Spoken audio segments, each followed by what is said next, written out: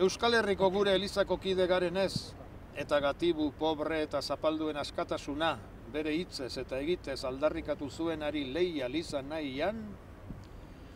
bat gatoz, datorren larun batean Bilbon egingo den manifestaldiarekin, preso, erbesteratu eta deportatuen egoera salatuz, eta beste behin eskatuz, horien eskubideak, giza duintasunari dagozkionak eta zuzenbidezkoak, errespetatzea, baita horien familiei dagozkienak ere,